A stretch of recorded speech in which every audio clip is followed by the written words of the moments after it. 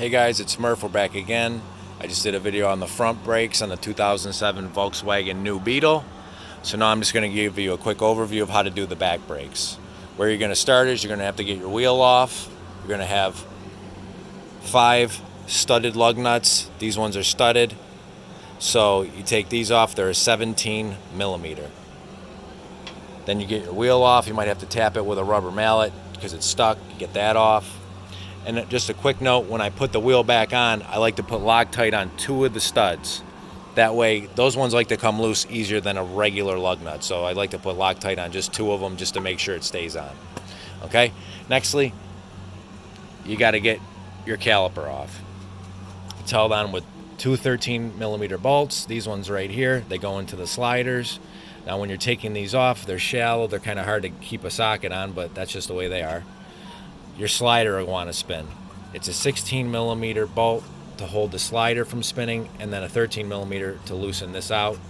It's hard to fit a wrench on here when your caliper is sitting here because there's not much space.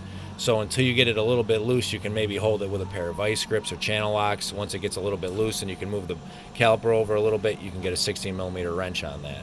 Take these off. You got one here, and then of course one on the bottom, and then you can get your caliper off. Now holding the caliper bracket itself, you have 2 number 8 Allen bolts. They got an Allen on each end. You got one up here and one on the bottom. Okay?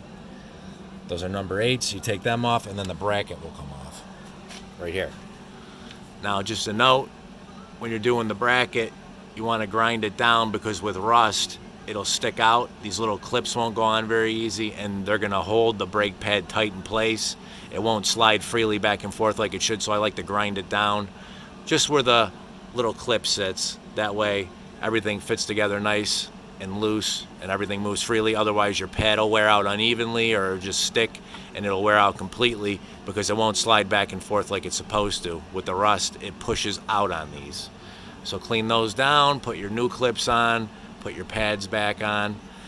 Now, the emergency brake is built into these calipers, which is kind of nice, so you don't have a separate emergency brake in a drum. But the way these go in is instead of just pushing the piston back in, you have to spin it clockwise as well.